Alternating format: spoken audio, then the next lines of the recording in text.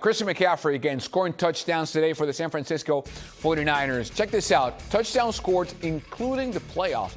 Rod, this guy got here 3 years ago, and he's already tied for 9th with George Kittle. He's 8 away from Gene Washington. You see the list. No one's catching Jerry ever with that number. But the fact that he's top 10, again, getting here less than 5 years ago is madness. I mean, he's an outstanding football player. I've run out of things to say about him. And going up against that Browns run defense, that to me is the best in the league. It's a punishing defense. You see that they had him more than a couple of times at or behind the line of scrimmage. He was still able to get away from those guys and get some positive yardage. And today, I saw some burst and some wiggle and some speed and some acceleration from Christian McCaffrey that I feel like I haven't seen a lot this year. Not that he's taken a step back, that's not what I'm saying, but I just felt like today in this game, in this situation where you needed him to be that, boy, he looked crisp and sharp.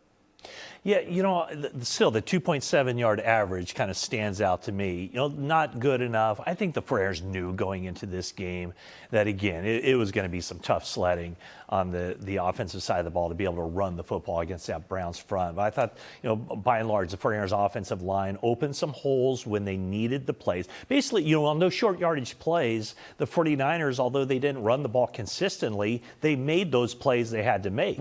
The Browns, consequently, they ran the ball pretty well, except for when they had to run the ball, and then they didn't run the ball very well. So, yeah, give credit to the 49ers offensive line, especially in pass protection, not necessarily holding, you know, pitching a shutout against Myles Garrett, but doing certainly well enough. And a lot of credit goes to Kyle Shanahan and the game plan to kind of scheme Myles Garrett out of the game. But the Niners, they would get into third downs, even though the run game wasn't there in terms of average. You mentioned 2.7. They would get to third downs, and then they would convert those third downs. Yeah. You get to the Browns. They would get into third down situations, couldn't convert the third downs, couldn't convert the fourth downs. 26-8, Niners on the way.